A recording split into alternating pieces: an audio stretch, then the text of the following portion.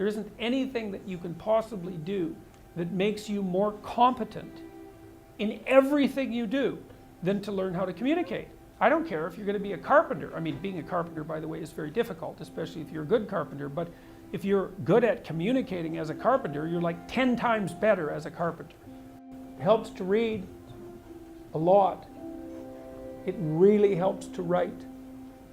So if you want to make yourself articulate, which is a very good idea, then not only should you read, but you should write down what you think. And if you can do that a little bit every day, 15 minutes, maybe you could steal 15 minutes and do it every day. But if you do that for 10 years, you really straighten out your thinking. If you're going to speak effectively, you have to know way more than you're talking about. You also have to do a lot of reading because that's where the synthesizing comes.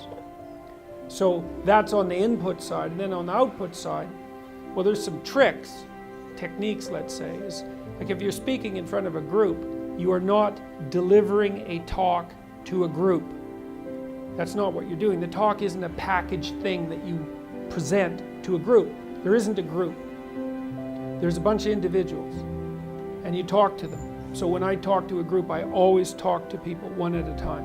And that makes it easier too, because you know how to talk to a person. It's like, can you talk to 1,000 people? Well, probably not, because it's too intimidating. But there isn't 1,000 people there. There's 1,000 individuals. And so you just look at an individual and you say something, and you can tell if they're engaged. They look confused, or they look interested, or they look angry, or they look bored, or maybe they're asleep, in which case you look at someone else. And they give you feedback about how you're doing. And so one thing is to have something to say, yeah, but the next thing is pay attention to who you're talking to. You don't deliver a talk to an audience. That's a really bad way of thinking about it. You're actually engaged in a conversation with an audience. Even if they're not talking, they're nodding and shifting position and, you know, looking like this, and you can pull all that in and use it to govern the level at which you're addressing the entire audience. So the last thing I would say is, well, having the aim to be a good communicator is a good start.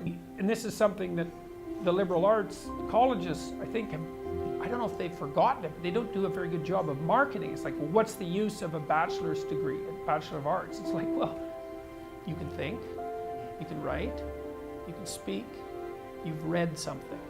It's like, the economic value of that is incalculable. The people that I've watched in my life who've been spectacularly successful they have skills. Clearly, that's a minimum precondition. But they're also very, very good at articulating themselves. And so whenever they negotiate, they're successful.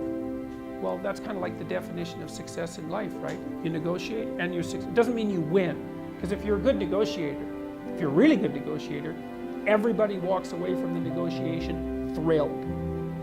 And so then people line up to do things with you. So, and that's all dependent on your ability to communicate. So practice.